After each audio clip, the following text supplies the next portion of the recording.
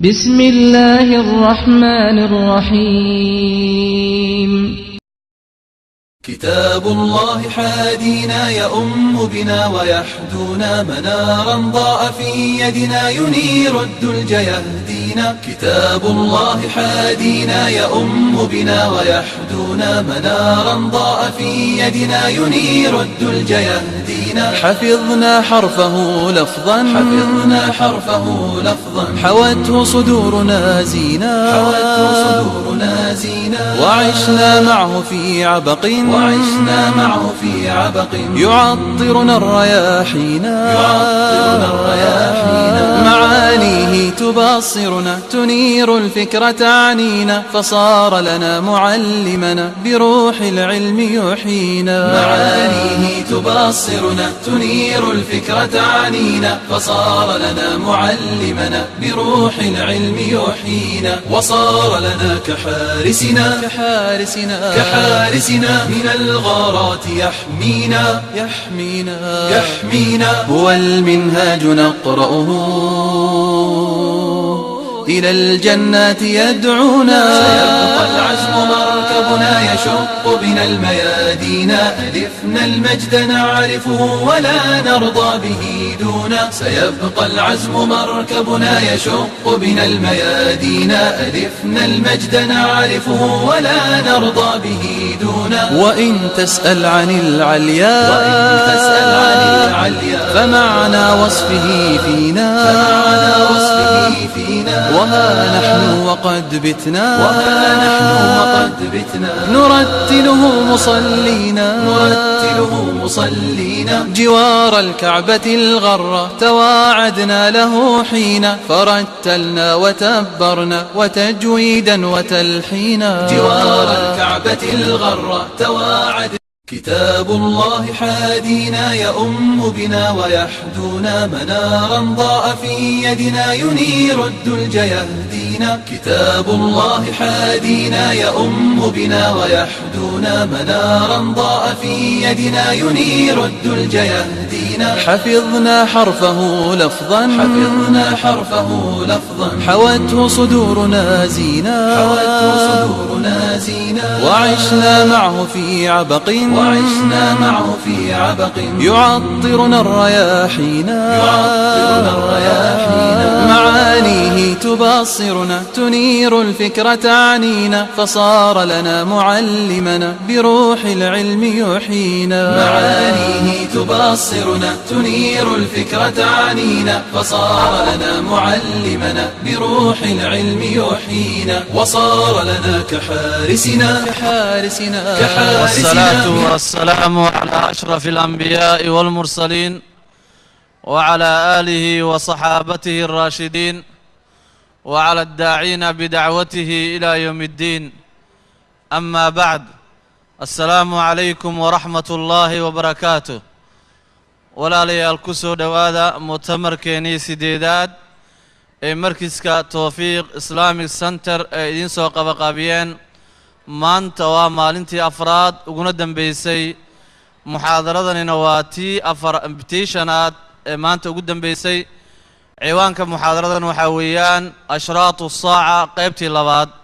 waxaa inoo soo jeedin doonaa sheekheena sheekh maxamed cabdi umal. falyatafadal mashkuuran maajuura.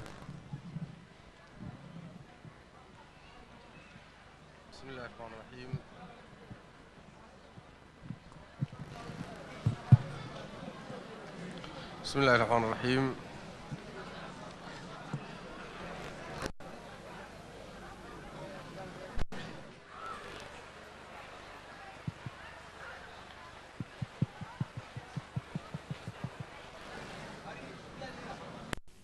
ونعوذ بالله من شرور أنفسنا وسيئات أعمالنا.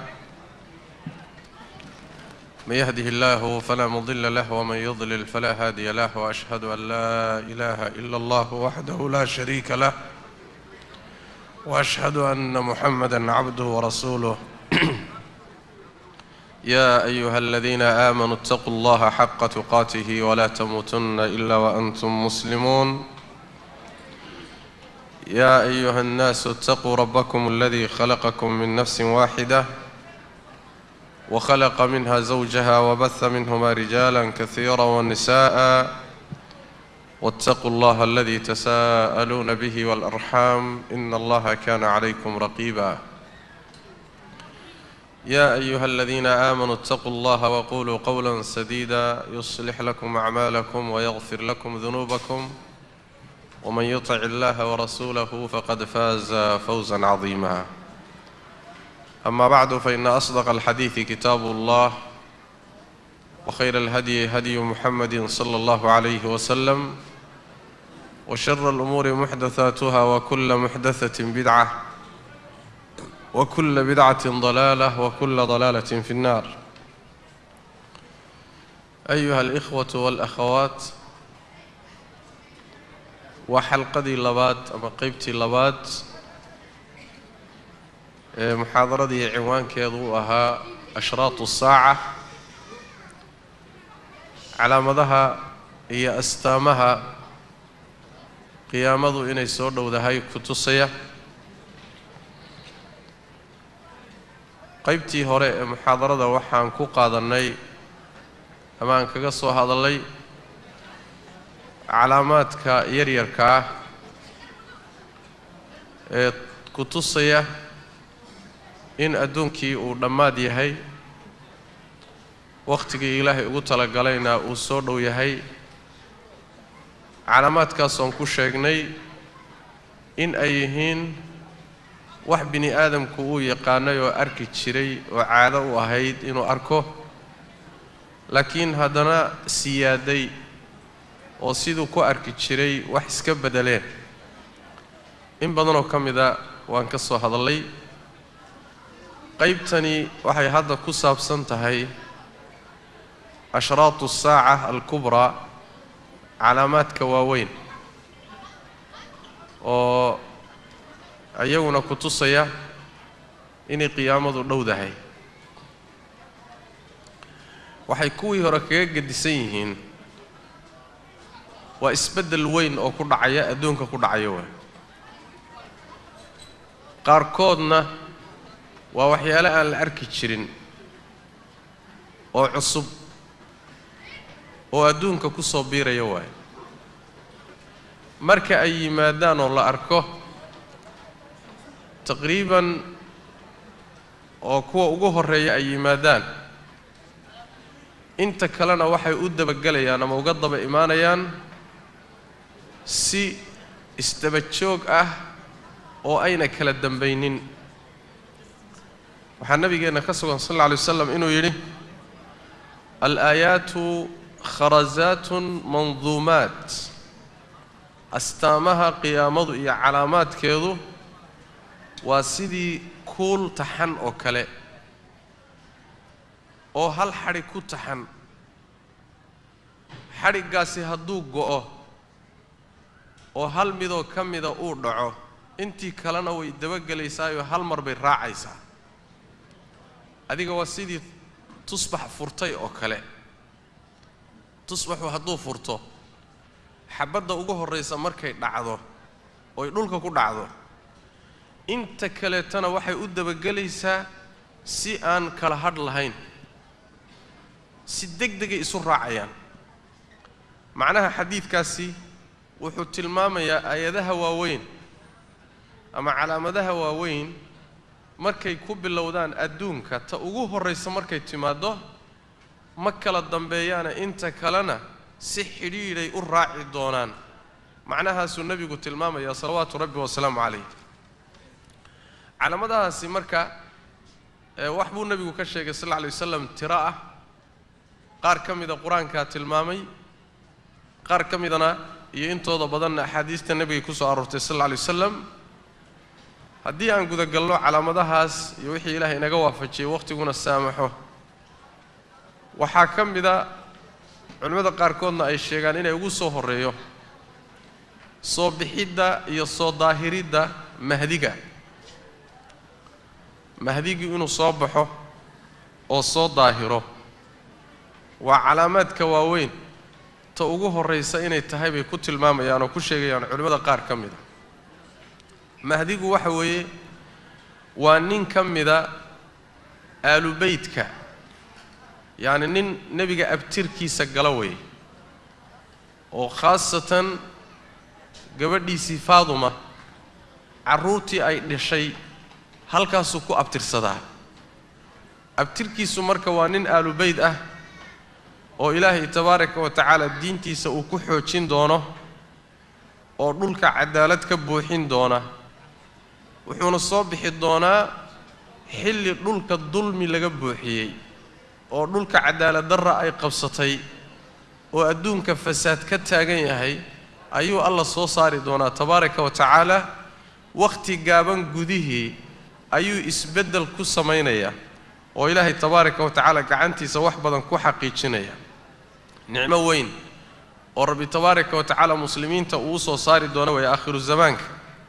oo markuu yimaado waxa dhacaysa samaduna wixii roobku ay haysay bay soo dayn dhulkuna wixii dalag iyo daaq iyo beer ku jiray buu soo saaraya barwaaqo weyn baa dhici doonta xoolaha badan doona xilligiisa ilaa la gaadho xoolihiiba wax qaata in la waayo ninkaasi soo bixidiisa iyo inuu adduunka u soo baxo waa calaamad weyn oo kamid ah calaamaadka ku tusaya inay qiyaamadu soo dhowdahay magaciisa waxay ku sheegeen axaadiistu in la yiraahdo Muhammad ibn Abdullah oo magaciisu nabigu la magac yahay magaca aabihiina nabiga sallallahu alayhi wasallam magaca aabihi buu la magac yahay yani magaca iyo magaca aabahaba nabigu ka waafaqsan yahay salawaatu rabbi wa salaamu alayhi Faaduma caruurteedii ayuu ka soo jeedaa Faatima binti Rasuulillah sallallahu alayhi wasallam halkaas uu ku abtirsada sida xadiidka Abdullah ibn Mas'ud cinda Ahmad uu tilmaamayo wuxuu nabigu leeyahay sallallahu alayhi wasallam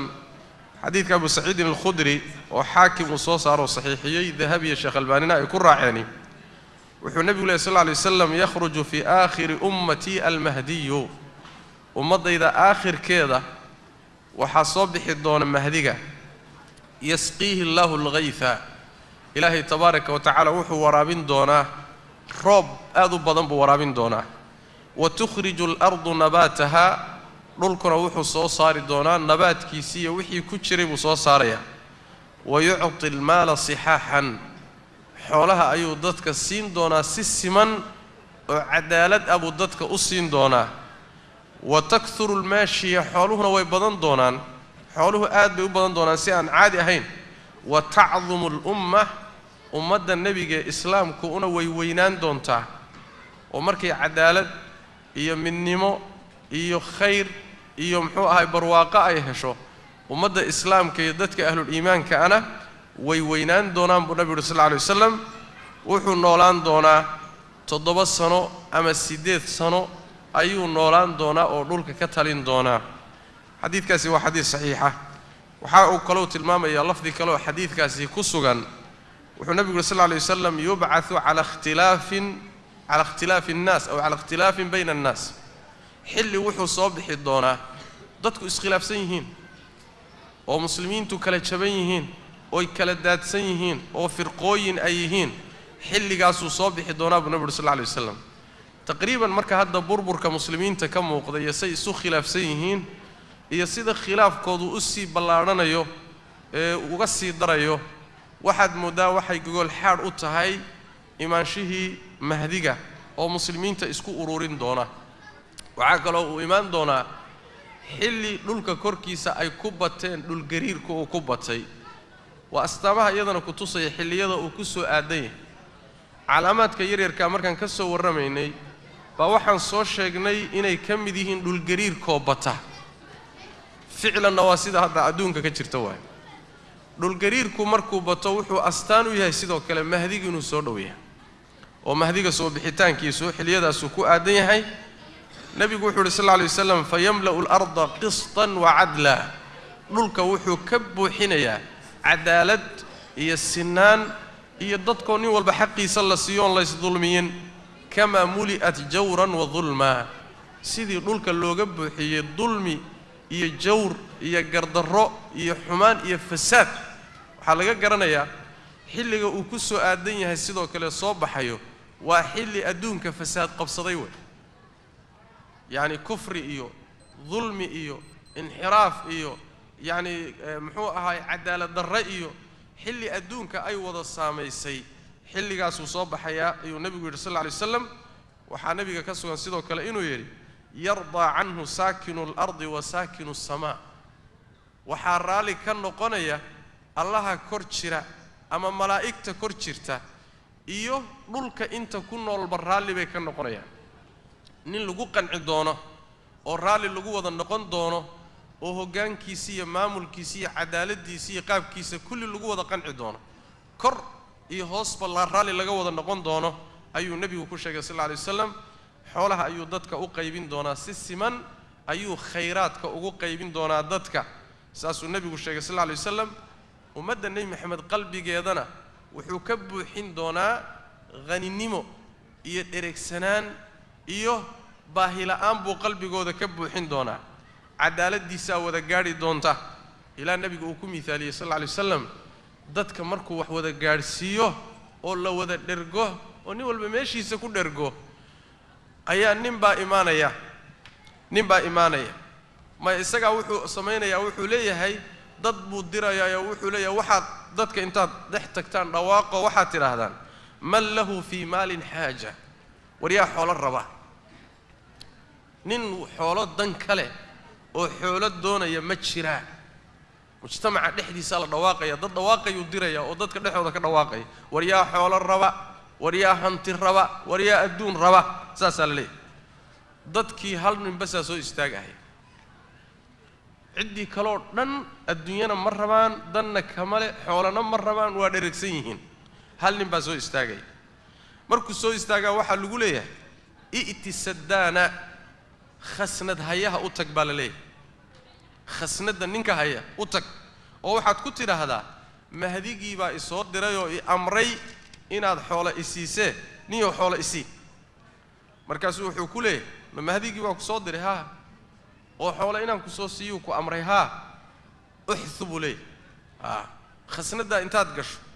wax alla wixii ku deeqa ka qaadu leh ururso faraqa ku guro wax alla waxaad heli karto ku guro la tag bule markuu intuu xoolihii khasnada ka soo saaro meel uu ku urursado oo isagu meel gooniyo uu dhigto ayaa markaa isagii baa isla yaabaya isagii laftiisii xoolihii intuu khasnada ka saaray meel ku urursaday baa isla yaabaya markaas wuxuu leeyahay kuntu أجشع أمة محمد نفسا بلينا هوار قبو أمتي النبي محمد كل واحد سو يستاغو واحد ويديست لواي نينك أوجوهم قريوين محا يقدقي نينك أوجوهم قريوين أو استاغو أو حول هلا يسيل إلى هذا محا يقدقي دتك أول عاموسينه ما وحي إيجو واسع نقضي بقى واسع نقوم واي نفتي سيبو لدى قال سينها السجايس إيه ده هي محا يجيبوا لي حولها نيا واحد كاتو يوصل لذي markaas wuxuu bilaabay xoolihii inuu iska soo celiyo wuxuu leeyahay warnimayo iga ceshada khasnada ku celiyo xoolaha markaas waxa la leeyahay inna la na'khudhu shay'an a'taynaahu wax aan bixinay dib uma qaadanee meeshaad geyn lahayd aday ku taallaa baa la leeyahay meeshaad geyn lahayd adaa garanay soo mar intaad codsatay gacanta lagaama gelin dib kaaga qaadan meynee meeshaad geyn lahayd gee baa la leeyahay marka barwaaqo iyo nicmo iyo cadaalad iyo midnimo iyo isjacayl iyo awood iyo khayr ayuu iimaanahayo muslimiinta muddada uu ku maamulaya waqtigiisana siduu nabigu ku sheegay sallallahu alayhi wasallam 7 sano ilaa 8 sano ayuu arrinkaasi jiraya oo muslimiinta uu gacanta maamulkooda ku haynaya riwaayada Ahmad ama xadiidka Ahmad waxa ku sugan inuu nabigu sallallahu alayhi wasallam yuslihuhu Allahu fi layla هل هبين أي سببتي سإله أدونك كو إصلاحنا يا هل هبين كليه وقت دير ما قادناش فساد كا يا جور كا يا ظلم كا دولك بوحيي وقت قامن أي إلهي سو وقد يا وحا صور إنه إصلاحيه أو هجاجيه الله تبارك وتعالى سو وقد جاي مهديكو حل قدام بقى ويمادو مركا مسلمين تأمحوا هاي وهجامين يوقعنت كوها يو خير كا يبرواقدا سإيمان حل قا السجاء waxaa iimaanaya sidoo kale toon u tagi doonaa نبي الله عيسى عليه وعلى نبينا الصلاة والسلام أيا سود دقيا نبي عيسى وحا إمام النقون دونه تجين دونه مهديك أو مسلمين تهجامين يا بو عيسى إمام دونه كدبنا مهديك أيا تجين دونه أو إمام النقون دونه سيد حديث جابر بن عبد الله في صحيح مسلم وكتصيه نبي قول صلى الله عليه وسلم لا تزال طائفة من أمتي تقاتل على الحق كالزولي ميسو اللواي مايو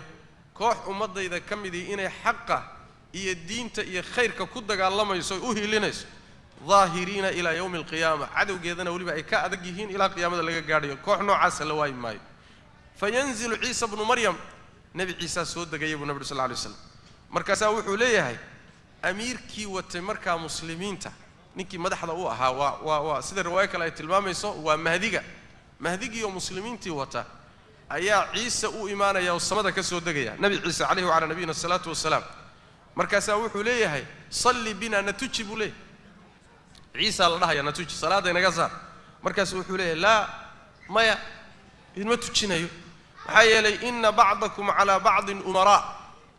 ummadii nabi maxamed maadaama aatiin idinka madax isu ah تكريمة الله هذه الأمة وكرامين إلهي أمة النبي جيسى محمد كراميي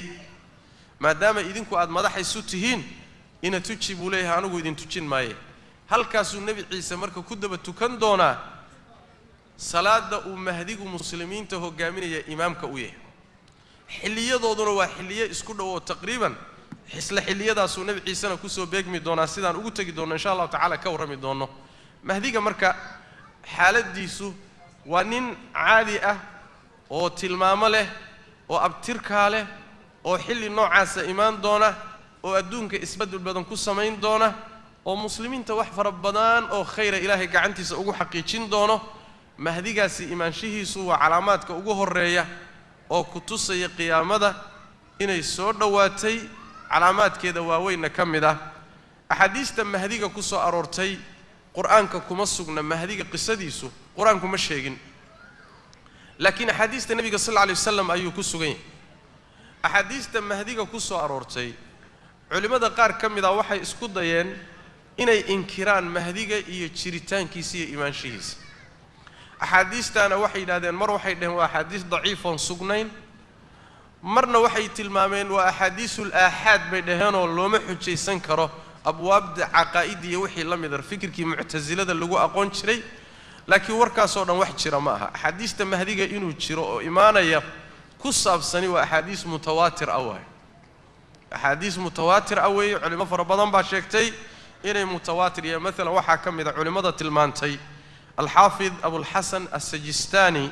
وعلماء دي قرنجي أفراد أها وحا كم إذا محمد البرزنجي وعلماء دي قرنجي كوي تبناد أها محمد السفاريني نك عنك إسقنا علماء قرني لبي طبنات بوها محمد بن علي الشوكاني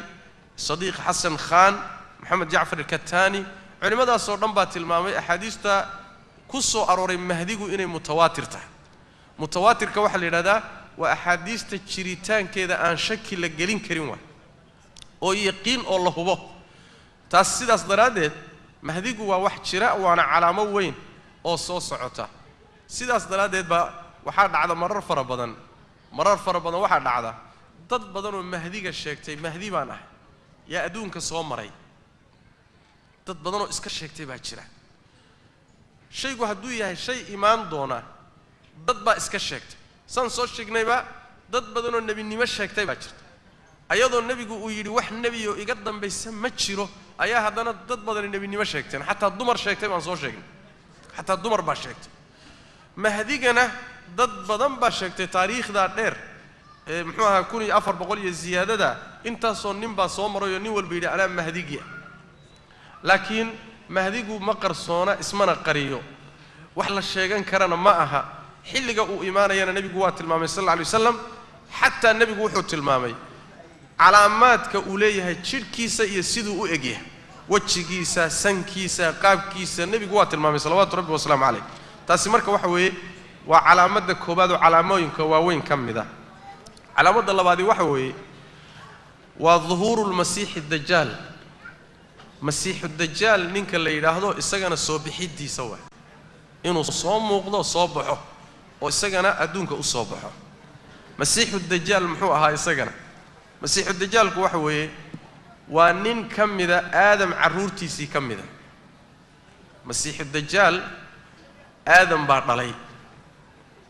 وأنا بني آدم إنه كلاوي لكن وانين تلمام له النبي صلى الله عليه وسلم إنه يهنين آد ولا فوين خلقي آد حق بدن ولا فوين أو مذهب كيسو يهاي عسان أو تيميه سو أدقيهين أو إيش ميدك تاع عوران إيش ميدك تاع واترين ولا الصوت تاجنو هذانا وحبوه سنكو أركينوه تلمام بدن النوع النبي وكبحي صلوات ربي وسلام عليه كما في حديث ابن عمر في الصحيحين ننكاسي إيمان شهيسة وننقال شر بدن أدونك كيني دونا شر آدو فر بدن أيو أدونك كيني دونا إلهني مشيغان دونا أدون بدن بانا راعي دونا رميسان دونا إنو إلهي يهي نبي وحاكسو صلى الله عليه وسلم إنو يري نبي إلهي صدري مجره إلا حدي إلهي النبي صدره نينكا الدجال ليرا هذا أمدي سو وجدي كشري أنبيادي يا رسول الله صدره النبي والبا أمدي سوحو كلا دردار مشري إسكتشر نينكا ليرا هذا مسيح الدجال إسكيل عليها النبي قلنا صلى الله عليه وسلم بو أجاه الله دقنين بدن بو كبحيي تلمام بدن بو كبحيي حيالي أمدي سوحي نقطي أمد حلي جاذا إلهي قدري إنه نقض حلي جا مسجد الدجال وإيماني إيمان شيء سمرك واهلس بل النبي يقول كعبر صلوات ربي وسلام عليه إنه يلي فشر غائب ينتظر وحمقا أول السجيو والصوص عذا ومسيح الدجال كشر بدن متشرو ساس ضلاد مركان سلادة تكني إنه أفرت الشيء مركان التحيات كي يصلي قد ما إنه أفرت الشيء إلهي كم قال الله وحى كم ده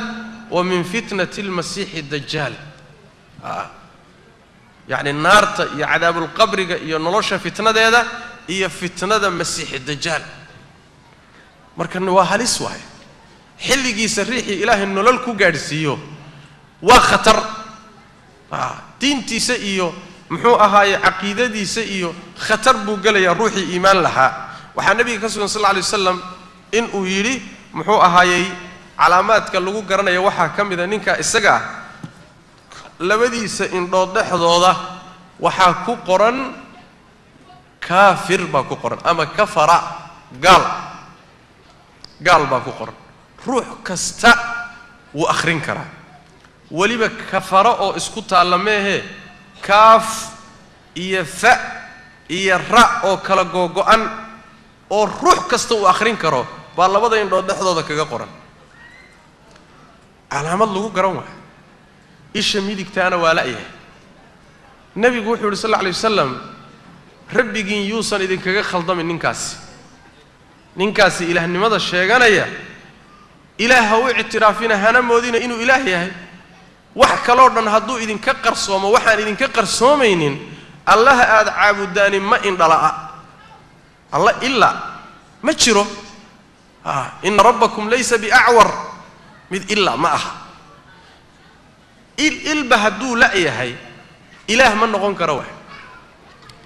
maxay adiga ilaahnimadaas sheeganaysa awoodaas sheeganayso ma aad ishaada ku hagaajisatid wax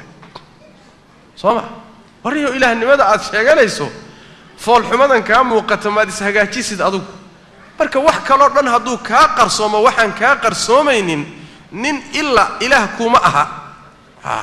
أنت هسال إذا كاقر صومين بنبي صلوات ربي وسلام عليه علامات كالوجو جرم بكم انتهاي استامها النبي وكل شيء علامات وكل شيء وحى كم ذا أبورك سؤال بو ويهيبور حديث في صحيح مسلم من حديث عمران بن حسين النبي يقول صلى الله عليه وسلم ما بين خلق آدم إلى قيام الساعة خلق أكبر من الدجال بنبي صلى الله عليه وسلم آدم أبو رستيس إلى قيامه أنت كرد عيسو خلق الدجال كوين إلهي ما أبو بنبي صلى الله عليه وسلم طبعا واحد لقوة أبورك ابن آدم الله أبوره أو كوين أو كتشر وين ما تشرو xoog leh oo aad u weyn oo dheer buu nabigu ku tilmaamay salawaatu rabbi wasalaamu calayh ninka isaga ah tilmaamaha nabigu uu ka bixiyay waxa kamid ah looma dhalo waa ma dhalays calaamaadkiisa kamid saas daraadeed nin ilma leh dajaal ma ah dajaal ma ah qoliyaa waxay yidhaahdeen waagii dhaweydee muslimiinta uu aad u dhibay muxuu ahaayey buush u dhibay buush waa dajaal bay dheheen war buush dajaal ma ah buush wuu dhalay nin dhalay dajaal ma noqdo calaamaadka marka lagu garan bay ka mid tahay ruux wax dhalay sidiisaba ilma dhalay dajaal ma dajaal waa ma dhalays sida nabigu ku sheegay salawaatu rabbi wasalaamu calayh qisa jirta cajiib ah oo fi saxiix al-bukhari ku timid wiil yaro waxa jira yahuudi dhalashadiisu oo la dhihi jiray ibnu sayyad wiilka yarka wuxuu ahaa wiil yaro cajab badanoo dadkan hadla ee wax sheega ee jinka la shaqaysta ee waxyaalo la yaab leh ka muuqdaan oo khawaariqdi wax ka muuqdaan buu ahaan jiray wiilkii yarka ahaa oo maalin meel fadhiyo wax sheegahaya oo wuxuun u shanqarahay buu nabigu sallallahu alayhi wasallam gadaal kaga yimid markaasuu wuxuu ku yidhi atashhadu anni rasuulullah wariya ibnu sayaadow ma qiraysaa inaan rasuul ilaahi ahay markaasuu wuxuu ku yidhi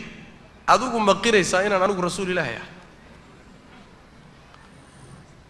markaasuu wuxuu ku yidhi maxaa kuu yimaaduu yidhi maxaad aragtaayoo kuu yimaada markaasuu wuxuu yidhi waxaa ii yimaada wax been sheegahayana waa ii yimaadaan wax run sheegahayana waa ii yimaadaan khullida calayka al-amru bi nabi sallallahu alayhi wasallam hadiiba wax beenaale iyo run laba kuu yimaadaan arrinka waa la isaga ka qasay qadarkaaga iyo qiyaastaadana dhaafi maysid maalin dambe ayaa haddana isagoo meel fadhiyo oo wax sheegahaya yuu nabigu u soo gabaday sallallahu alayhi wasallam geed buu isugu soo gabiyey bal wuxuu damcay waxaan uu akhrinahaya inuu dhagaysto wax ka ogaado asagoo u soo gabanahaya ayaa waxa aragtay hooyadii ibnu sayyad hooyadii baa aragtay saafi baa la dhihi jiray wiilka markaas tii yaa saaf war saafiyow wiilkii waaba boodayba nabigu wuxuu yidhi sallallahu alayhi wasallam hadday dayn lahayd oo aan ku dhawaan lahayo warkiisa aan maqli lahaa waa cadaan lahaa buu nabigu sallallahu alayhi wasallam wiilka yarkee yahuudiga ibnu sayyad la yiraahdo ayaa saxaabada qaarkood waxay yiraahdeen dajaal buu ahaa dajaalku nabigu ka warramayba wiilka yarka buu ahaa saxaabada qaarkood baa waxay ku dhaaran jireen dajaal inuu ibnu sayyad yahay way ku dhaaran jireen sida jaabir ibn abdullah iyo saxaabada qaarkood baa ku dhaaran jiray ninka saxaabiga ee xadiidka warinaya ayaa wuxuu yidhi marka war niman yahow wuxuusan ibnu sayyad ku ahayn dajaal ku ahayn nabiga sallallahu alayhi wasallam waxaa ka sugan inuu yidhi dajaal ilma looma dhalo mana dhalo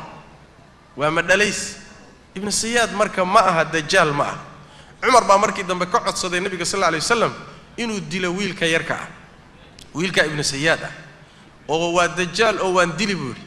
nabigu wuxuu ku yidhi sallallahu alayhi wasallam hadduu dajaal yahayna ninkii dili lahaayee loogu talagalay dilkiisa ma tihidoo laguguma sallidin hadduusan dajaal ahaynna dilkiisa khayr kuguma jiro ibnu sayyad marka saxaabada qaar baa u haystay inuu dajaal ah laakiin sida sawaabka ah dajaal iyo ibnu sayyad waa kala duwan yihiin su'aal baa la isweydiin karaa marka dajaalkan laga warramayo sidiisaba adduunka hadda miyuu joogaa mise dib buu ka dhalan doonaa ma wax hadda joogaa jawaabtu wax way haa dajaal waa joogaa adduunka waa nool yahay hadda bal waqtigii nabigu noolaa adduunku ka mid yahay dadka waxaan adduunka jooguu ka mid yahay laakiin inuu soo baxo oo awoodiisu soo baxdo oo fasaad muujisto oo yani wax way atbaac iyo dad raacsan yeesho oo waa waqtigeeda dambeeya ama joogidiisa wuu joogaa sidaana waxa ku tusaya xadiidka caamka tamiimin ad-dari qisadii jasaasada bil ikhtisaar waxay ahayd tamiimin ad-dari ninka la yiraahdo ayaa dad eheladiisa reerkiisa iyo isaga ayaa waxay ku safreen badda doon bay qaateen waa xilligii nabiga sallallahu alayhi wasallam markay meel dhex marayaan badda dhexdeeda doontiina ay saaran yihiin ayaa waxa dhacday mawjada ku kacay khatar bay galeen doontii baa la ciiriday markii khatar dareemeen ayagoo isla malaha waad halaagsamaysan waa ilaa sodomeeye nin waay ayaa waxay ku soo baxeen meel jasiirad ah markaas ay wal jasiiradan inagu leexiya bal inaan xoogaa aan inta baddu dagayso jasiiradii markay ku leexdeen sidaadii ay uga dageen doonta uga dageenba waxay ku soo baxeen daabad xayawaan yar xayawaan kuusan oo isagoo dhan wada timo ah oo madaxiisa iyo dabadiisa aan la kala garanaynin kulli timo wada saaran yihiin isagoo dhan waa wada dhogor dhankeebaa madax u ah oo dhankeebaa minja lama kala yaqaano xayawaankaasaa ku soo baxay waa yaabeen meeshan cidlada iyo xayawaanka noocana waa garan waayeen saa wax yaraaday joogeenba way la hadashay war maxaad ahaydeen af caadi kula hadlaysaa war maxaad ahaydeen waa isu sheegeenoo dad meeshaasaanu sidaas aan ahayn adigu maxaad ahayd ina keenay tiri ina keena nin meeshana idin yeedhaye kaalay oo soo baxa way raaceen ayadii waa horwad siday u waday ayaa waxay u geysay nin aad u weyn oo xoog badan oo xidhxidhan jasiiraddu ku xidhxidhan lugaha iyo gacmaha iyo kulli isagoo dhan waa xidhan waa jeebaysan ninkii markay u yimaadeen buu marka warsaday warwarrama maxaad ahaydeen xageed ka timaadeen jasiiratul carab baan ka nimi wuxuu ka warsaday marka dhulka meelo ka mida shaam meelo ka miduu ka warsaday war meeshii heble la dhihi jiray weli timir ma ka baxdaa haa annaga markii inoogu dambaysay timirtii waa ka baxdaa baddii la dhihi jiray hebla weli biyo ma ku jiraan haa nebigii carabta ka warrama ma soo baxay haa carabi ma la dagaalantay mise way raacday way la dagaalameen inay rumeeyaan baa u roonaan lahayd buuri waa waday su'aalo badan suu u weydiinahay yee markii dambe waxay yidhi war adigu maxaad ahay adigu bal noo warranoo maxaad ahay markaasuu wuxuu yidhi aniga waxaan ahay masiixu dajaal baan ahay wakhtigaygii baanan sugayaa meeshaasaanna ku xidhnahay arrimaha aan idin weydiiyey markay yimaadaanna wakhtigaygii baa soo dhowo waan soo bixi doonaa nimankii warkaa markii la isdhaafsaday way soo noqdeenoo doontoodii bay dib u soo qaateen tamiimi daari nabigu u yimi sallallahu alayhi wasallam qisadii buu uga warramay nabiga markuu qisadii u sheegay saxaabadii buu nabigu isugu yeedhay sallallahu alayhi wasallam hadal buu u jeediyey wuxuu yidhi warkii hadda ka hor aan idinka sheegi jiray masiixi dajaal tamiimi daari baaba warkiisii wadee kaalaya buu nabigu sallallahu alayhi wasallam warkii tamiimi daari uu keenay buu nabigu saxaabada u sheegay salawaatu rabbi wasalaamu calayh xadiidkaasi marka wuxuu ku tusayaa masiixi dajaal xataa xilligii nabiga sallallahu alayhi wasallam inuu jiray oo joogay oo jasiirad ku xidhan yahay waa jasiiradee allahu aclam dadka qaarkood hadda waxay leeyihiin war adduunkii oo dhan iska dhaaf korkiisa wixii yaallay gudihiisa wixii yaallay bay satellaydyadii soo sawireen nin intaa la ego meel ku xidhxidhan nimanyaho waa la ogaan lahaa ee warkaasi meel saara la leeyahay war u kaadiya saas ma aha saas ma aha dhulka gudihiisana lama soo qaadin korkiisana lama soo qaadin asraar iyo xaqaa'iq fara badan baa dhulka korkiisana taalla bini aadanna wax ka ogaanin waxaa ka daran qolo soo socoto qabiil dhan oo meel degan oo nusuustu sheegtay oo dhulka korkiisa degan oo wax ilaa hadda waxba laga ogeyn baa jira iskaba dhaaf nin meel ku xidhxidhane qabaa'il dhan iyo ummado dhan oo dhulka korkiisa degan oo weli aan la ogaanin baa jira oo nusuustu sheegtay sidaas daraaddeed masiixi dajaal waa nin jooga oo jira oo aadam carruurtiisii ka mid ah laakiin sifaadka iyo tilmaamaha kaga gedisan xilli buuna iman doonaa jihada uu ka soo bixi doonana waxa weeye sida nebiga ka sugan sallallahu alayhi wasallam meesha la yidhaahdo asbihaan ama dhanka khuraasaan buu ka soo bixi doonaa meesha marka ugu horraysa uu ka muuqan doono ee uu ka soo daahiri doono waa khuraasaan ama asbihaan waxa weeye khuraasaan iyo ومحو هاي دولكن أفغانستان إيو إيران إيو محو هاي ولايات كي أما دولكي روشكو هاي سنشري إيو إيريا دا سوح اللي دا أسبهان إيو خراسان إيو وحي إنتا سالي دا دولكاسو مركا كسو بيحي دونا dadka ugu horeeya raaci doona ee rumayn doona nabigu wuxuu ku sheegay sallallahu alayhi wasallam inay yihiin 70,000 oo yuhuud ah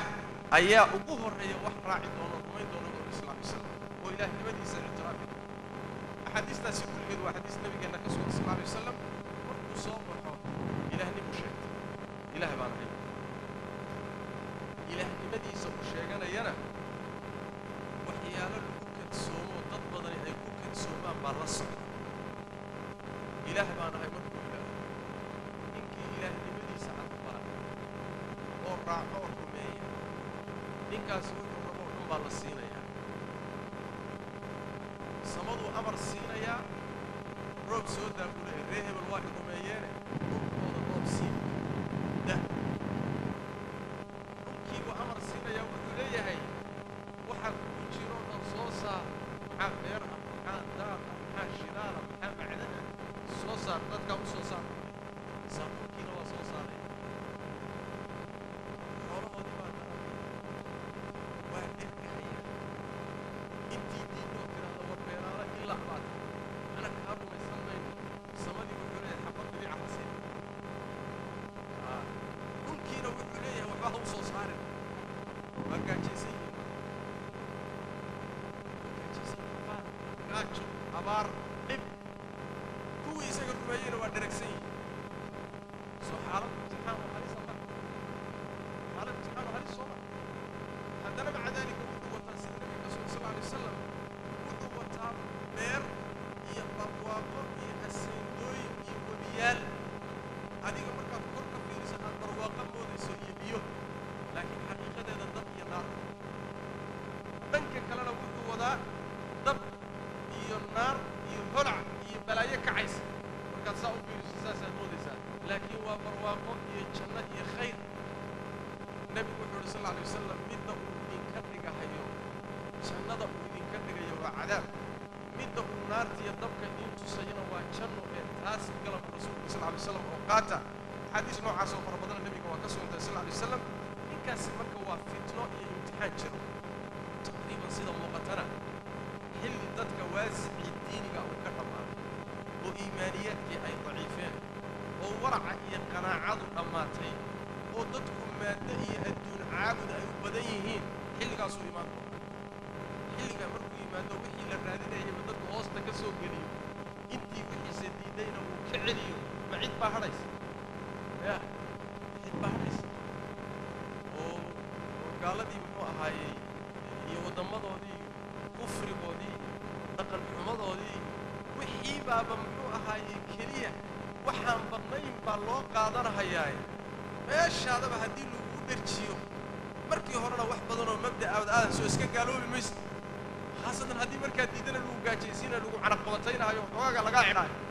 marka waa ilaahay aan iska raacan waa iska imaan xilli marka imtixaan oo khataroo halisa weeyaan waana sidaa nabigu ku sheegay sal alla alay wasalam waa shar la sugahayo ka ugu dhib badan shar imaan doona ka ugu dhib badan buu nabigu sal alla alay wasalam xaaladdaa maruu ku sugan yahay dhulkao dhan buu wada maraya adduunkao dhan buu cagta marinaya laba meelood keliya istuusan geli karin laba magaalo ma geli karo waa maka iyo madiina labadaa geli maayo labadooda malaa'ig baa waardiyeynaysa oo meelaha laga soo galo oo dhan taagan oo seefo haysata markuu holliyo isku dayo inuu galo malaa'igta arku dib u cararayaa laakiin wuxuu samaynayaa markuu magaalada korkeeda soo dego magaalada korkeeda markuu soo dego ayaa magaaladu ruuxanaysaa way gergariiraysaa way gilgilanaysaa munaafiqiinta iyo dadka diinlaawayaashoo dhan baa marka u baxaya isaga mu'miniinta iyo dadkii diinta lahaana way ku hadhayaan laakiin makiya madiina ma soo geli karo dhulka adduunka intiisa kale se cagtuu marinaya sida nebiga ka sugan salawaatu rabbi wasalaamu calayh imtixaankiisu siduu u socdo heer wuxuu gaadhayaa uu yidhaahdo oo dadkii intiisii badnaa u kaxaystay in yar oo mu'miniin ah oo iyaguna rafaadsan oo sabir iyo adkaysi iyo yaqiin kaashaday allana ku xidhan intaa mooye adduunka intiisa kale waa raacay xaaladda maruu ku sugan yahay ayuu wuxuu leeyahay dadkii mu'miniinta wuxuu ku leeyahay haddii aan intaan ruux dilo aan haddana soo nooleeyo may raacaysaan oo may rumaynaysaan ruux haddaan dilo oon haddana soo nooleeyo oo naf soo geliyo haddana isagoo ordaya aan soo kacay may rumaynaysaan nin baa marka soo istaagay wuxuu leeyahay kumana rumaynayno beenaalaanna tahay dajjaalkii nebi maxamed noo sheegay baadna tahay intuu qabto ayuu marka gowracayaa waa dilayaa ninkii markuu dhinto ayuu amrayaa soo kaca buu leeyahay ninkii la gowracayee naftu ka dhacday waa kan waaba soo istaagay war inaan ilaah ahay waxaa ku tusahay wax dhintay baan soo nooleeyey iraaca buu leeyahay yaa nooleeya waxa dhintay allah soo ma marka ilaahnimadayda waxaa markhaati u ah uxyi ilmawta buu leeyahay wixii dhintay baan soo nooleeyaa ninkii meeshuu taagan yahay dadka hortoodu taagan yahay haddana wuu soo qabanahayaa inuu gowraco isku dayaya mise ma gowraci karo mindidii ma karayso inuu soo nooleeya mar kale iskaba dhaaf xataa dilkii buusan awoodi karin ninkii mar labaad buu ku celinayaa wuxuu leeyahay maanta oo intaad ii gowracday dib aad ii soo noolaysay ayaan waxaan xaqiiqsaday in aad tahay beenaalihii nebi maxamed noo sheegay inaad wada ilaah ahayn haddaan yaqiinteedii hayaa bu kadaab beenaalaha inaad tahay ninka warkiisu marka war sahlan ma aha dajaal xaaladdiisu xaalad sahlan ma aha nebigu sal alay wasalam axaadiis fara badan oo sidaas oo kale ah ayuu kaga warramay oo arrimihiisa inuu ku faahfaahiyey intaasoo dhanna qasadkeedu waxay ahayd inaan ka digtoonaano ciddii ilaahay waqtigaa gaadhsiiyo oo ku soo simo inuu ogaado sifaadkiisa oo ku talagalo oo iska jiro oo ka taxadaro oo diintiisa ku adkayso dajaal markuu xaalka afkiisu halkaa maray oo adduunka fasaadiyey oo meelo badan maray oo ilaahnimadiisa u hirgashay meelo badan oo la raacay ayaa waxaa mu'miniintiina ay rafaadsan yihiin intii diiday meel ay ku rafaadsan yihiin ayaa waxaa soo degaya markaa nabiyullaahi ciisa calayhi wacala nabiyina salaatu wasalaam waa ka warrami doonaa soo degidda nebi ciise iyadana laakiin xilligaas ku maaray nebi ciise markuu yimaado wuu soo degi doonaa sida xadiista nebigu sal alay wasalam waddanka suuriya magaalada muqdisho halkaasuu ku soo cagdhigi doonaa nabiyullaahi ciisa calayhi wacala salaatu wasalaam markuu sidaa u yimaadaba wuxuu raadsanayaa ninkii la dhihi jiray dajaal markuu arko nebi ciise wuxuu ku dhalaalayaa ama ku milmayaa sida ay midixdu biyaha ugu milanto waa dhalaalayaa isaga nebi ciisaa dilaya ka takhallusaya wixii raacsanaa buu laynayaa xataa wuxuu baabiinayaa meesha ka saarayaa arrin xilligaa isaga shareecada xukunkeeda nebigu sheegay in la nasakhi doono isagu ma nasakhayo laakiin shareecadaa nasakhday xukunkaa oo ah xilligaa haddii la gaadho xukunkaasi waa nasakhan yahay waa xilliga nebi ciise soo degaya oo maxay ah in dadka allah ku kufriyey jizye inaan laga qaadi karaynin doofaarkuu dili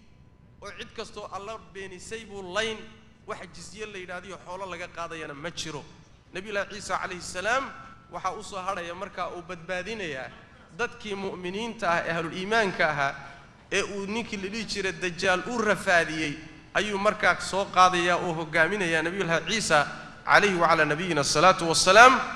meeshaasi waxaa ku dhammaanaya ninkii la dhihi jiray dajaal iyo sheekadiisii nebi ciisaa khatimi doona halkaasaa marka sharkiisa lagaga raaxaysan doonaa asagiiyo wixii la socday laakiin wakhti buu dhulka fasaadin doonaa shar la sugayo soo socdana midka ugu daran waa ilaahay tabaaraka wa tacaala nama gaadhsiiyo hadduu ilaahay qadaray inuuna gaadhsiinayo ilaahay tabaaraka wa tacaala hayna sugo aayadda saddexaad ama calaamada saddexaad oo calaamaadka waaweyn ee qiyaamada ka mida waxa weeye nusuulu ciisa nebi ciise soo degiddiisa waa nebi ciise inuu aakhiru zamaanka imaan doono qur'aankaa tilmaamay waana mas'alo nebi ciise iyo qisadiisa iyo ma nool yahay iyo miyaa la dilay iyo lama dilin waa mas'alo qur'aanka iyo sunnadu meel cad ay ka abaareen shakina uusan ku jirin yahuudi waxay sheegatay inay ciise dileen allah tabaaraka wa tacaala waa sabeeyay ma aysan dilin walakin shubbiha lahum bi tabaaraka wa tacaala mid kale ayaa loogu ekeysiyay oo sawirkiisii la siiyay oo dileen laakiin nabi ciise mayna dilin bal rafa'ahu allah ilayhi allah baa kor u qaaday nabi ciise oo kor u sii qaaday samadan ugu sokaysa samaawaadka ayuu ku nool yahay nabi ciise isagoo nool ma dhimanin lamana dilin nabigeena sallallahu alayhi wasallam laylatul isra wal mi'raj habeenkii kor loo sii qaaday asaga iyo nabiyullaahi yahya labadoodaba wuxuu ku sii maray rasuulku sallallahu alayhi wasallam samaawaadku ku sii maray samadu ku sii maray oo si arkay rasuulku sallallahu rabbi wasallam alayhi nabiyullaahi ciisa marka soo degidiisa iyo imaanshihiisa waxa isku waafaqsan shariicada islaamka iyo quraankuna waa taqriiriyay sunnada nabiguna waa cadaysay sallallahu rabbi wasallam alayhi مثلا قرآن كربي وحده تبارك وتعالى ولما ضرب ابن مريم مثلا إذا قومك منه يصدون إلى الله كيلا تبارك وتعالى وإنه لعلم للساعة فلا تمترن بها عيسى وعلامتك تصي علامات كالساعدة إيها كشكين لعلم للساعة علماء التفسير كإن بدنا واحد كوف السيريان سود جديسي آخر الزمان كإيمان شهيسو عيسى وإيمانه وعلامتي أستان قيامتي إنك لو ده كتصي يوم سيدا سيكوف السيريان قار بدنا وكمده وحكى يكوف السيريان آيات الله تبارك وتعالى أويري وإن من أهل الكتاب إلا ليؤمنن به قبل موته ويوم القيامة يكون عليهم شهيدا ما تشير عد أهل الكتاب ككمذا إلا هدي شرت النبي عيسى والرومين دونا انتو صندمنن ما ننت قيامتنا مرخاتب وكن غندونا آيات أنا وحي كوف سيران علماء مركو سود دغو أو دب كيمادو أهل الكتاب كوي الرومين دونان مرخاتبنا كن غندونا تفسير كايسياني وحوي إنه دب كسون غندونا النبي عيسى لسود دجين دونو أحاديث النبي صلى الله عليه وسلم في الصحاح والسنن متواتر كأنا معناها سيت المانتي والنبي صلى الله عليه وسلم وحان كدارتي الله نفتيد وكعنتي سكوجرتي لا يشكن أن ينزل فيكم ابن مريم وحاد لو النبي صلى الله عليه وسلم إن مريم إنه دحدينا كسو دغو حكما عدلا أسقو حاكم قرصورا وعادل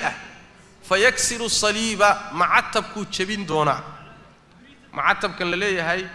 ونبي عيسى للدلدلي يدل كيسي وأستان وياهي معتبكو كب الله بدونا مركزو تشبين دونا يو بين ويدي دونا حاجة شيرة ملك ويقتل الخنزير الضفار كان ودلي دونا ويضع الحرب أما ويضع يعني وحوي جزيدنا وريدي دونا حولهنا ويبدن دونا إلى عيد أقبى الشبل لوايو حتى تكون السجدة الواحدة خير من الدنيا وما فيها إلى هل سجود أو الروح أو سجوداي أي أكتسك لا خير بدناته الدنيا ذا يوحي لحد ذا يالله يعني وحويان نبي عيسى عليه السلام أيها صدق دونا أحاديث تإنه صدق دونا ومتواتر أيضا حديث عن شكل كتير وحقيقة ويان سيدة آية الإمام ابن جرير الطبري الحافظ ابن كثير صديق حسن خان أبو حيان غير كتبة وحي إليهن أحاديث نزول عيسى وأحاديث متواتر أول markuu soo degay nabi ciise alayhi salaam oo uu dhulka u yimaado shariicada uu dadka ku kala saaraya iyo dastuurka iyo nidaamka uu ku xukumayo waa shariicadii nabi maxamed sallallahu alayhi wasallam maxaa yeelay kitaabkii isaga la siiyay ee injiil aha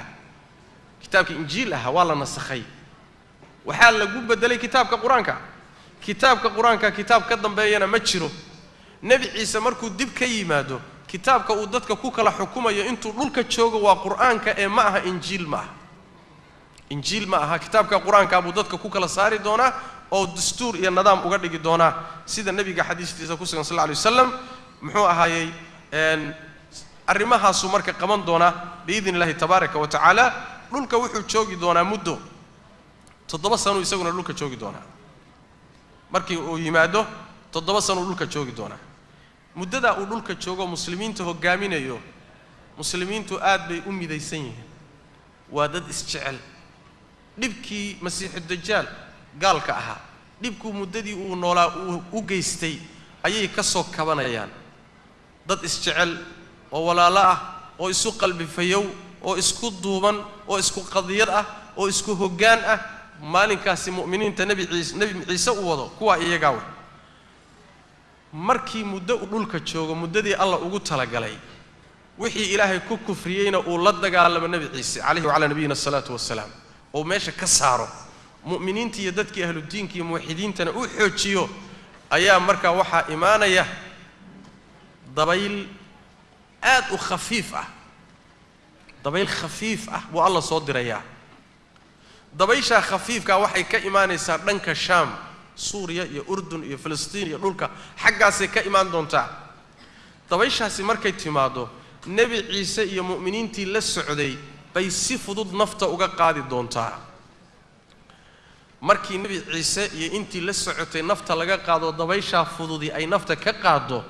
dhulka waxa isugu soo hari doona dad aan ilaahay rumaysnayn oo sida dameeraho kale isu fuulahay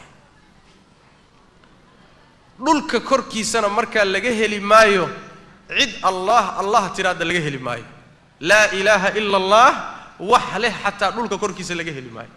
dadka ay qiyaamadu ku dul dhici doontana waa kuwaas muuminiinta ayagoo nool qiyaamadu ku dul dhici mayso gabagabaynta adduunka la gabagabaynayo ee buuraha iyo dhulka iyo waxan la isku garaacayo ayaga ku iimaan mayso intaynan iimaanin wax yar ka hor baa muuminiinta inta ugu dambaysa ka tagayaan adduunka oo nabi ciise salawaatu rabbi wasalaamu alayhi uu hogaaminayo inta wixii ka soo haray dhulka gaala ku nool gaaladaasi ku nool dhulka korkiisa ayay qiyaamadu ku dul dhacaysaa taasuu nabigu tilmaamay salawaatu rabbi wasalaamu alayhi taana waa calaamad kale oo nabiyullaahi ciisa imaanshihiisa ayaduna waa mas'alo qaati'a mutawaatira ahlu sunna wal jamaa iskuma khilaafsana laakiin niman la yiraahdo khawaarij iyo niman la yiraahdo mu'tazilo iyo firqooyin lunsan iyo dad aqlaaniyiin ah oo maskaxdooda wixii ay ka helaan diin ka dhigta kuwaasa inkiray nabi ciise soo dagidiisa ma jirtay waa khuraafaad bay leeyahay nabi ciise muddo inta la eegseebu u noolaan karaa hadduu tagay seebu ku soo noqon karaa aqliga diidaya aqligaaga hadduu diidayo mid kala ogol makaaga saxsan mise midka ogol ba ayaa saxsan aqli sidiisaba ma aha marjic wax laga qaato ma aha aqlaaniyada bal waxa jirtaba Soomaali diidan baa jirta bal waxa jira wadaado waxa jira ka doodsan imaanshaha nabi ciise soo dagidiis ayadoo quraankuna tilmaamay xadiiska nabiguna mutawaatirkana ay tilmaameen marka wax la inkiri kara ma aha waa xaqaa'iq rabbi ka warramay tabaaraka wa tacaala imaanshahoodana la sugayo way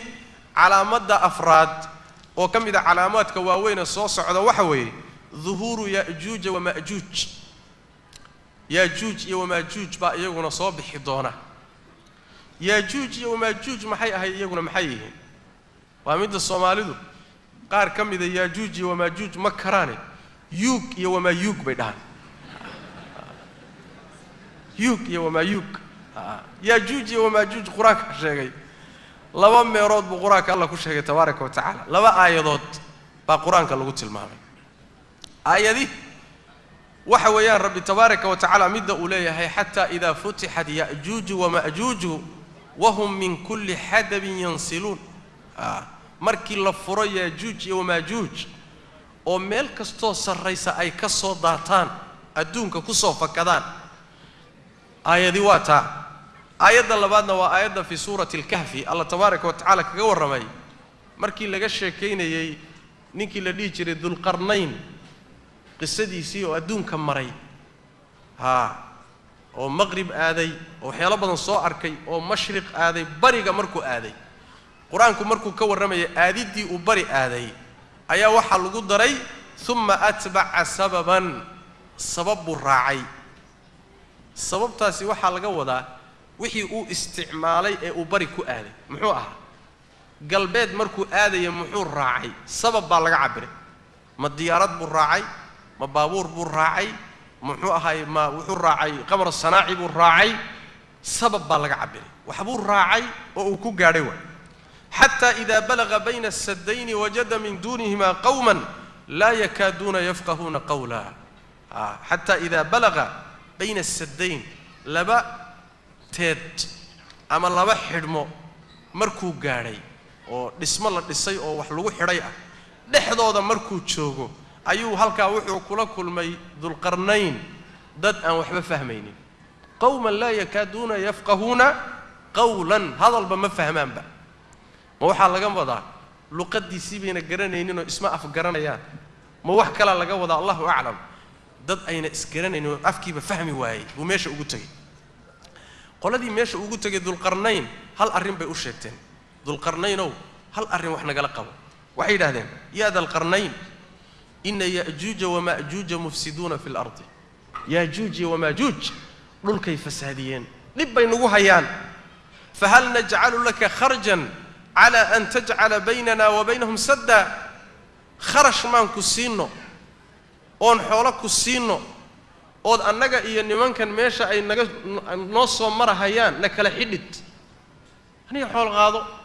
oo kharash naga qaado laakiin nimankan naga xidh waana fasaadiyeene way dhacaan way dilaan way boobaan way xadaan war nimankan naga xidh bay dheheen iyo xoolana naga qaado markaasaa dulqarnayn wuxuu yidhi maa makkannii fiihi rabbii khayrun war xoola idinkama rabee alla wuxuu aniga ii makaniyo gacanta ii geliyey baa ka khayr badan waxaad haysaan oo ka badan xoolo waa hayaaye waxaad igu kaalmaysaan raggii shaqada qaban lahaa raggiiba usoo diyaariyeen raggaa wuxuu ku dhisay sida qur-aanku sheegayo nebiyullaahi waxaan dhihi lahaa dulqarnayn wuxuu ku dhisay saddi dheer oo adag oo korka uu ka shubo daamur uu ku shubay ayuu dhisayoo dadkii usoo dacwooday oo uu tegey iyo yaajuuj iyo wamaajuuj dhexdooda saddigaasuu ka dhisay qur-aanku intaasuu sheegay waxaa kaloo qur-aanku uu sheegay saddigaasi inuu muddo dhisnaan doono alla markuu doonana la jebin doono alla markuu doono inuu ka dhigi doono dekan oo burburin doono ayaa ku sugan meesha qur-aanku marka qisada yaajuuj iyo wamaajuuj waxbuu ka tilmaamay axaadiista nebigu maxay ku dartay axaadiista nebigu waxay ku dartay sal alla alay wasalam yaajuuj iyo wamaajuuj horta aadam baa dhalay waa bini aadam innagoo kale ah xoolana ma aha ugaadhna ma aha dugaagna ma aha waa bini aadam oo aadam faraciisii bay ka joogaan sida nebiga ka sugan sal alla alay wasalam xadiidka abu saciid alkhudri fi saxiix albukhaari nebiga sal alla alay wasalam waxaa ka sugan maalin maalmaha ka mida saxaabadiisa ayuu wuxuu ku yidhi maalinta qiyaamada markii la gaadho allah tabaaraka wa tacaala nebi aadam buu u yeedhi doonaa wuxuu dhihi doonaa aadamow carruurtaada intii naar loogu talagalay ka soo saar markaasuu wuxuu leey rabbiyow imisa boqolkiiba inteebaad naar ugu talagashoon soo saaraa wuxuu leeyahay rabbi tabaaraka wa tacaala min kulli 1999 kunkiiba waxaad ka soo saartaa 999 oo naar loogu talagalay kunkiiba 999 yaa hadhay kunkiiba hal baa badbaaday qisada markuu nabiga saxaabada u sheegay sallallahu alayhi wasallam aad bay isugu naxeen waa ooyeen culays badan bay dareemeen waxay rasuul ilaahay kunkiiba hal baa jannada galay oo halkaas iyuu noqon doonaa hal ma aha boqolkiiba hal ma aha kunkiiba hal markaas nabigu wuxuu ku yiri sallallahu alayhi wasallam abshiru fa inna minkum rajulan wa min ya'juuj wa ma'juuj 1000 bu nabi sallallahu alayhi wasallam ha waxba isdibina bishaaraysta khayr rajeeya maxaa yeelay kunka hal nin baa idinka ibn aadamka kale idinka iimaanaya 99 ka kalena waxay ka iimaanayaan yaajuuj iyo maajuuj bay ka iimaanayaan meesha maxaan fahnay marka aadam carruurtiisa naarta tiraday ku lahayd iyo qaybtay ku lahayd ka soo saar la yiri carruurtiisa waxa ku jira yaajuuj iyo maajuuj marka aadam baa dhalay horta aadam baa dhalayoo meel shishe kama imaanina isku abtir iyo aabaynu nahay isku abtir iyo aabaynu nahay culimada qarkood waxay sheegaan nabi nuux wiilashii uu dhalay ee laga farcamay markii duufaanku dhacay oo la halaagay nabi nuux dadkii beeniyay oo dad yaroo carruurtiisa ay soo hadheen bini aadamku mar labaad wuxuu ka farcamay nabi nuux calayhi wa ala nabiyina salaatu wassalaam yaajuuj iyo maajuuj waxay taran ka yihiin oo ka farcameen baa la leeyahay يعني نينك اللي يدهدو يافث ابن نوح ويلك يافث اللي نبي نوح دلي carruurtiisii tarankiisii weeyaan bay tilmaamayaan macnaha nimanka iyaga ah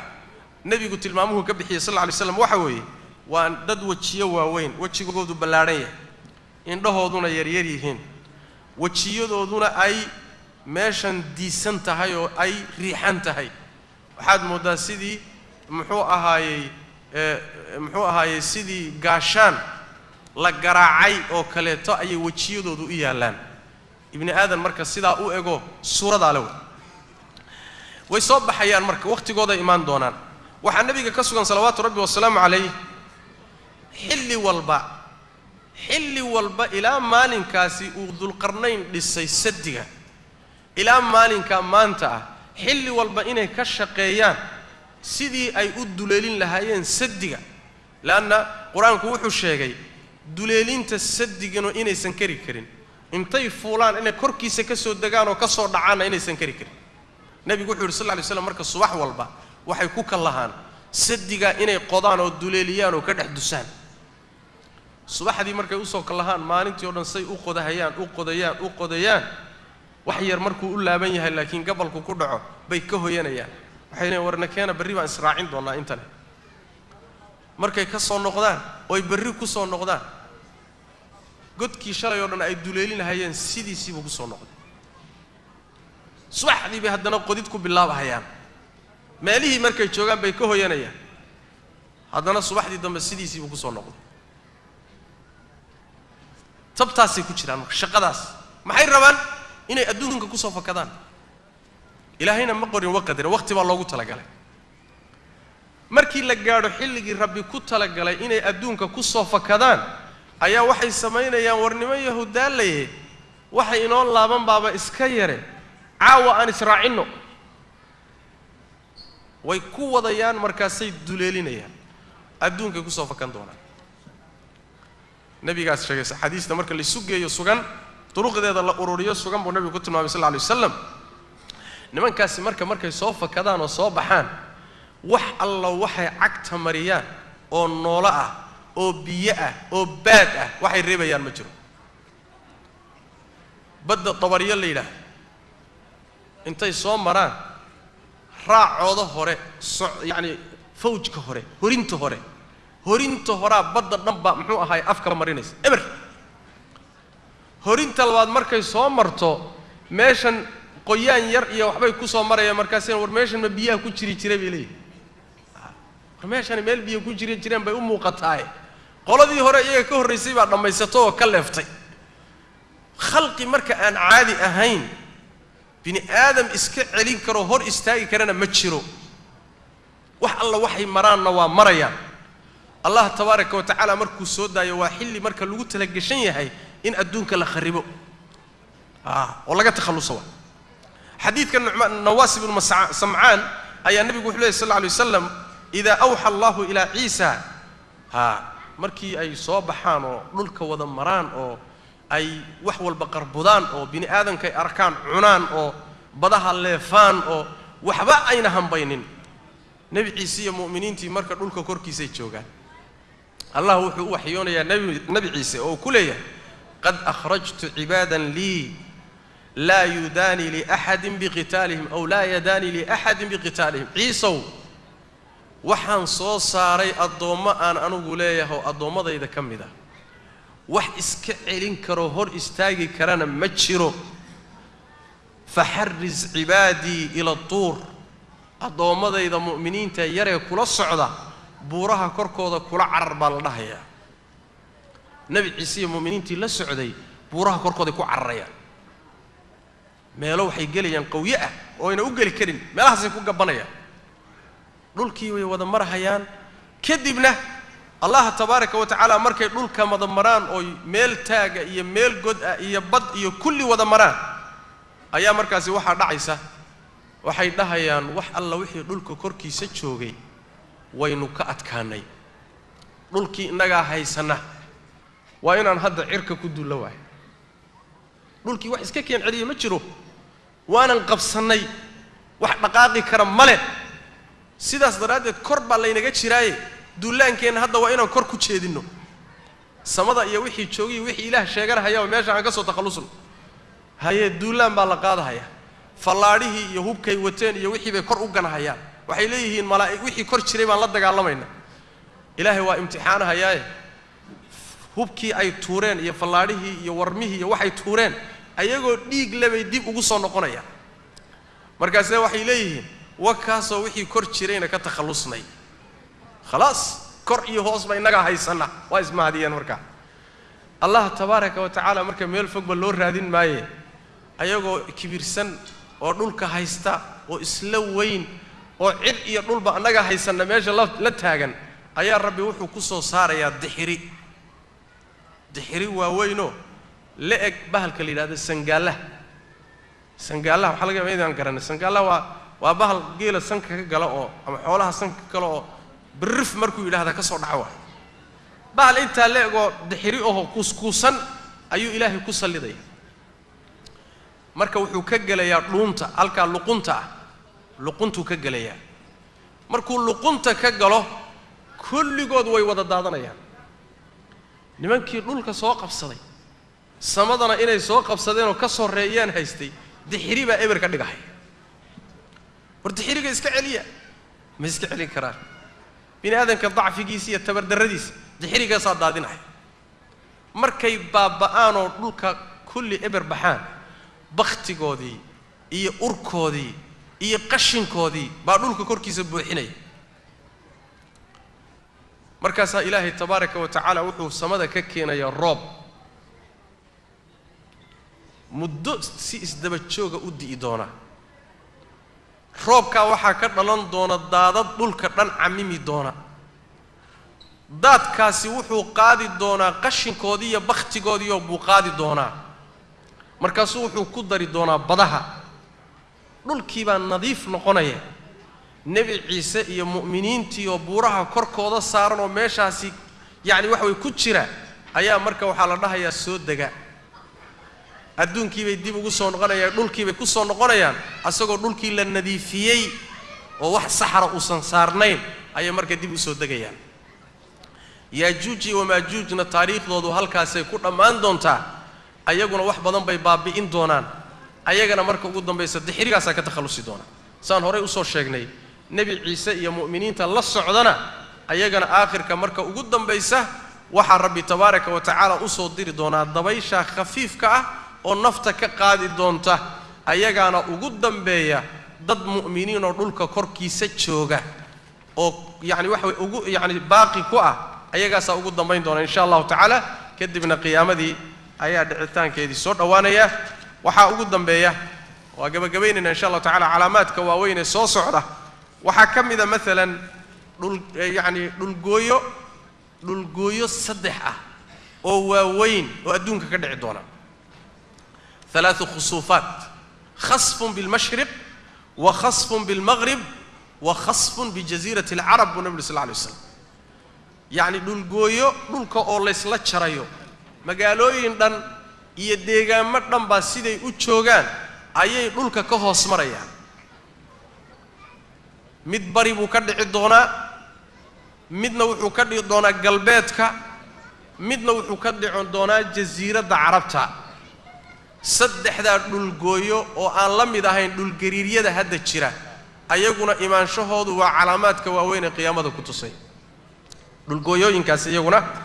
fi saxiix muslim baa xadiidkiisu ku sugan yahay qeyrkii wuuna imaan doonaa waxaa ka mid oo calaamaadka ka mid addukhaan qiiq isaguna dhulka qabsan doona waana midda rabbi tabaaraka wa tacaala ku sheegay fi suurati addukhaan fartaqib yawma ta'ti as-samaa'u bidukhaanin mubiin yaghsha an-naasa hada 'adaabun aliim dhulka iyo samadaba waxaa camimi doona qiiqaasi dadka mu'miniinta iyo dadka ahlul iimaanka sidii hargab oo kale u qabanaya hargab oo kale ku noqonaya laakiin dadka aan diinta lahayn ee ahlu tawxiidka ahayn buu yaa ku rafaadi doona calaamaadka waaweyn buu nabigu ku daray sallallahu alayhi wasallam xadiidka Abdullah ibn Abbas iyo qeyrkii Abdullah ibn Mas'ud isagu wuxuu qabay qiiqani calaamadaha aayadda ka mid mehe wuu tagay oo waqtigii nabiga ay qurayshi beenisoy diiday xilligaasa abaara lagu imtixaanay samadii iyo dhulka dhexdooda qiiq baa isqabsaday qiiqani marka kaasa laga wadaa فارتقب يوم تأتي السماء بدخان مبين عبد الله بن مسعود باقبي لكن عبد الله بن عباس غير كي سيدي قبان ما إيه قيامته مركي سور دو دهي قيق السماء يقول كوا قبصن دونا أو دبولي دونا أو يسوقنا صوص عدوه وحا أقدم بيوم كجبح يا علامات كقيامته إيه وين وحا كم بدنا نده لها لوا المحوها لوا إنه قدام بيا تكوبادي وحويان طلوع الشمس من مغربها قرحة أو كسر بحذر دنك يقول عضو يعني وحا نظامكي أدونكو كالسعودي بخرم يا مركع نظامكي بخرم يا ضيحي قرحدي سيستم كي يا نظامكي نولش الله جبرتي قرح بري كتماد أو قلبيت قول على أو وقت مقناته وقتنا الصباح هذا سيستم كاسة أدونكو كوكل السعودي وحي ودم بالدبرجة يا مركع قرحدي وحي كإيمان دون تامشي هذا قول عايز سيدا قبلكو إنه قول عاي oon u sugayna inay qorraxdii xagga ka timaado ay ka iimaan jirtay baa adduunkii waxa lagu waabariisanayaa qorraxdii oo dhankii ay u dhacday oo ka soo baxday ajaayib calaamada ugu weyn iyo calaamaadka ugu waaweyn ee soo socda iyada waxayna culimada tafsiirku ku fasiraan aayada quraanka yawma ya'ti ba'du ayati rabbika la yanfa'u nafsan iimanuha lam takun amanat min qablu aw kasabat fi iimaniha khayra aayadaas markay timaado ruuxii horay aan iimaan u lahayn waan rumaynaya aan laga aqbalin horay khayr cidaan u sameeynin oo iimaan ku sameeynin haddaan rumaynay khayr baan la imanaya aan laga aqbalaynin aayada iyo calaamadaasi waa qorraxda soo bixitaankeeda sidaas ay mufassiriintu ku fasirayaan nabigana sallallahu alayhi wasallam xadiis saxiixa ka sugan min xadiis abi hurayra iyo qeyrkii bukhari muslim soo saaray saacadu ma qumayso ma iimaanayso ilaa qorraxdu ay ka soo baxdo dhankay u dhacdo markay soo baxdo oo dadkii arkaan qorraxdii oo xagga ka soo baxday aamanu ajmacuun dhammaantood way wada rumaynayaan laa ilaaha ila allah muhammad rasuulullah kulli wal israa'aya diintii muxuu ahaay in diinta la wada galaa la isku dahaya oo la rumeeyo markaas nabiga sallallahu alayhi wasallam fadaaka hiina la yanfa'u nafsan iimanuha xilligaasi waa xilli ayna naf anfa'aynin haddaan rumaynaya naftii horay mu'minad u ahayd sax iimaankeedii waxay ku sameysay waa soconaya laakiin gaal baan ahaay haddaan rumaynaya qorraxdii baa xagga ka soo baxday wixii la sheegay baa runa mu'min baana kactag baa laga yeeli maayo warkaas socon maayo xadiiskaasina waa xadiis nabigeena ka sugan salawaatu rabbi wasalaamu calayh markii qorraxdu ka soo baxdo dhankay u dhacdo xilliga isaga ah toobadu waa xidhanta toobadi waa xidhanta markaas ruux walba meeshay markaa u joogto bay xaaladiisu ku xarkagaysa kuna ingagaysa isbedel ma jiro kii gaal ahaayoo gaal baa tahay kii mu'min ahaayoo mu'min baa tahay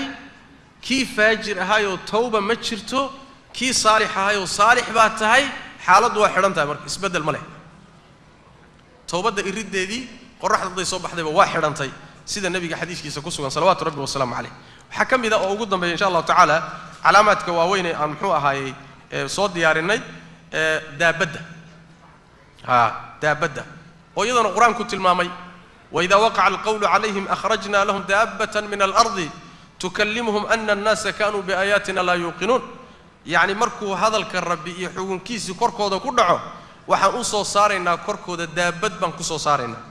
دابد دا سيقول كي كسو بحيسا ضد كين الله يسا وحين لا ذهي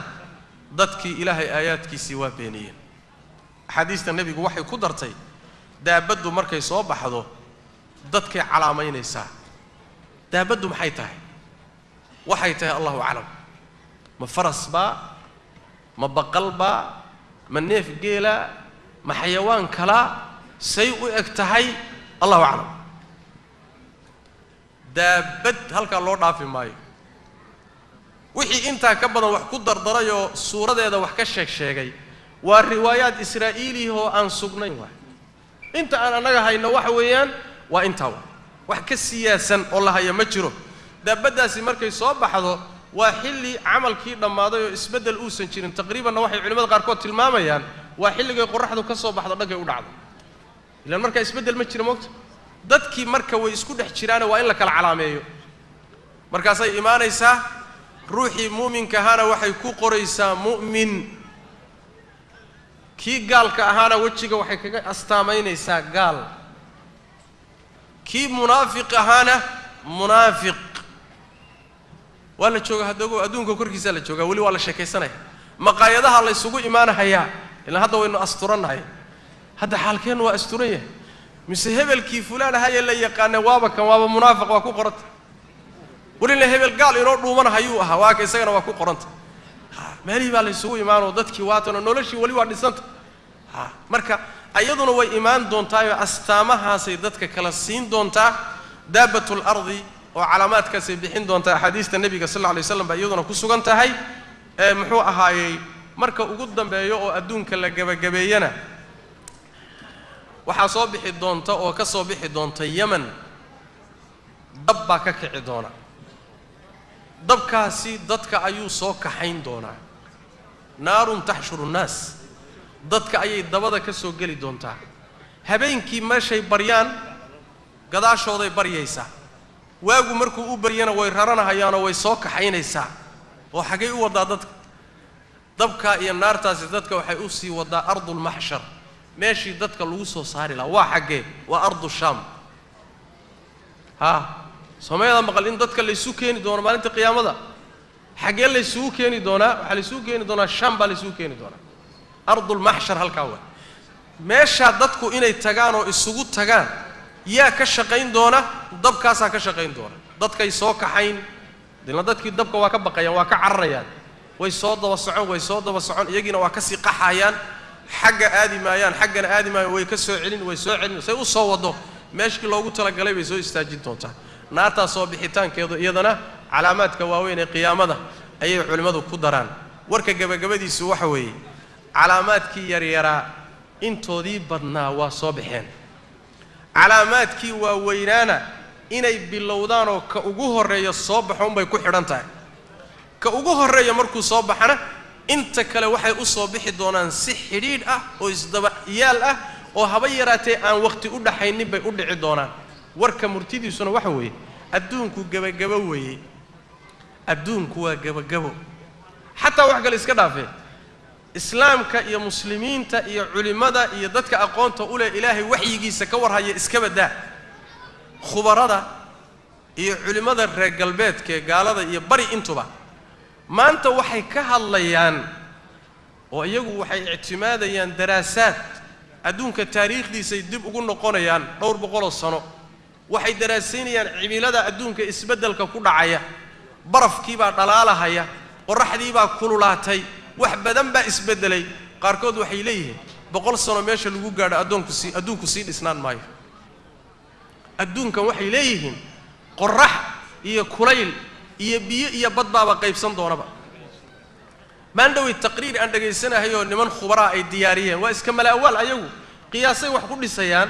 waxay leeyihiin meelaha ugu horeeya baddu liqi doonto ingiriiska kamida iyo London dadkii ingiriiska ka yimid Soomaa jooga dhulka badaha ka agdhow oo dhan waxayna tabriirkooda ku salaynayaan waxay leeyihiin dhulkii barafka ayaa dhalaalaya barafku markuu dhalaalo badihii baa buuxsamaya badihii meelahoodii bay soo dhaafayaan magaalooyinkii waaweynaa bay liqayaan adduunku waa gabagabay leeyahay qaar waxay ka waramayaan Mareykanka waxa ka kici doona vulkaano ama burkaan aad u weyn oo Mareykanka wada liqi doonta waxa dhici karaysa in iyada lafteedu tahay waa iska qiyaasa way isu keenayaan laakiin taqriiban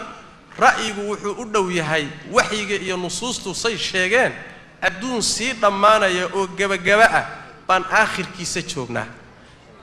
murtidu marka waxa weey warniyo wax dhamaaday xeero raashinkii laga dhamaystay murugsigeeda iyo luflufkeeda ha ku mashquulsanaanine meeshii loo socday baa dhow istiyaariyo tabaabushayso ilaahayna hayna waafajiyo هذا وبالله التوفيق صلى الله وسلم على نبينا محمد وعلى آله وصحبه وسلم